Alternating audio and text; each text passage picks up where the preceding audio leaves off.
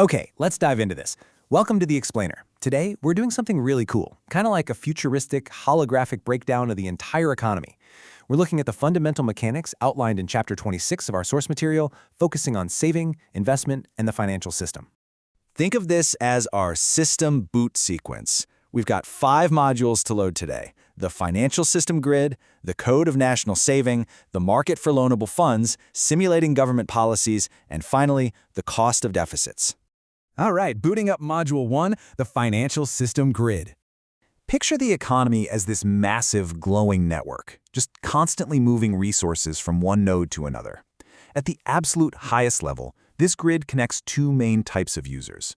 On one side, you have savers. These are folks who spend less than they earn, so they supply funds to the network, expecting to get it back with a little extra, interest, down the road. On the flip side, we've got borrowers. They need energy or capital right now to build things, maybe to buy a house or start a whole new business. So they demand funds from the grid. Now you might be wondering, how do these 2 totally distinct groups actually find each other? Well, that happens through financial markets. These are essentially the direct, high-speed connection points on our grid. It's where people with extra cash can totally bypass the middlemen and supply their capital directly to those who need it. To pull off these direct transfers, the system uses 2 main pieces of hardware, or financial protocols, if you will. First up is the bond market. A bond is basically an IOU. It's a certificate of indebtedness with a specific maturity date and interest rate. You can think of it as a debt protocol. Then we have stocks. Now, when you buy a stock, you aren't just lending money anymore. You are actually acquiring shares that represent partial ownership in a firm. That is the equity protocol. But hey, what if you just don't have the time to sit there and pick individual stocks or bonds? I mean, who does? That is exactly where financial intermediaries come in. The most obvious ones are banks, taking in deposits to make loans. But then we also have mutual funds. These act like giant hubs that pool resources together to buy massive, diverse portfolios of stocks and bonds. Both of these let everyday users easily diversify their data streams without needing to be Wall Street experts. Okay, moving right along to Module 2, the Code of National Saving. So macroeconomists track this whole system using national income accounts. And honestly, these function a lot like executing lines of code. Step 1, we start with private saving. This is simply the income households have left over after paying their taxes and buying whatever they need to consume. Step 2, we add public saving. That's the tax revenue the government has left over after paying for its own spending. Step 3, we just combine them. This yields national saving, the total income in the economy that's still sitting there after paying for all consumption and government purchases. Now here is where it gets really fascinating. There is this beautifully simple, totally unavoidable equation, S equals I. For the closed economy as a whole, saving absolutely must equal investment. The total energy saved in the system literally has to match the total energy invested into new capital. And what exactly coordinates this massive economy-wide balancing act? Yep, that financial grid we were just talking about. Let's load up Module 3, the market for loanable funds. All right, now we're firing up the main simulation engine to see how this all balances out in real time. But ask yourself this.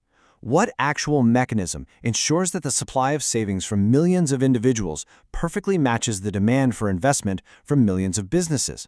What is the invisible force regulating this whole system? The answer? The interest rate. The interest rate is absolutely crucial here. It acts as the system's throttle. It represents both the return you get for saving and the cost you pay for borrowing. It is constantly adjusting, up or down, to bring those savers and borrowers into perfect, harmonious equilibrium.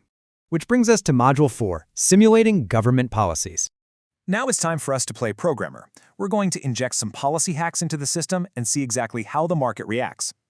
Whenever we analyze a policy's impact on the loanable funds market, we use a standard 3-step diagnostic tool.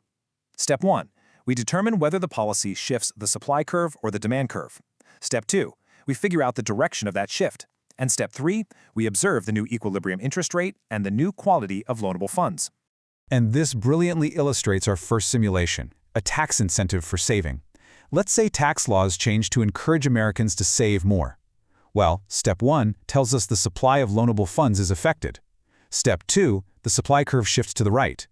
Finally, Step 3, just look at the result. The equilibrium interest rate drops, say from 5% down to 4%. This lower cost of borrowing actually stimulates investment, and the equilibrium quantity of loanable funds rises, like from $1,200 billion to $1,600 billion. It is a highly effective system boost for economic growth. Conversely, just to flip it, an investment incentive, like an investment tax credit, would shift the demand curve to the right, which raises both the interest rate and the quantity of funds saved. Finally, Module 5, the cost of deficits. So what happens when a government spends more than it collects in tax revenue? It runs a budget deficit, and this triggers a pretty serious domino effect known in the source material as crowding out. First, public saving actually becomes a negative number because national saving is just the sum of public and private saving. Total national saving shrinks.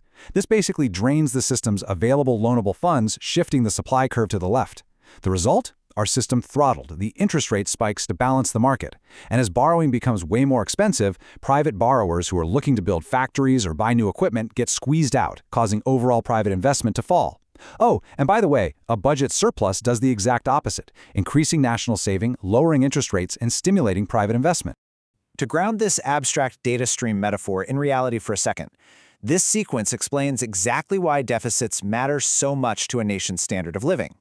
As the source text outlines, when investment is crowded out, we accumulate less capital. So lower investment today mathematically programs the system for a smaller capital stock, lower labor productivity, and ultimately reduced incomes and sluggish economic growth tomorrow. Which brings us to a really critical realization about the code governing our economy. When the government increases its debt today and drains the loanable funds market, what kind of standard of living are we programming for tomorrow's generation? It's a heavy question, for sure, but it's one our economic operating system forces us to consider. Thanks so much for exploring this system with me today on The Explainer.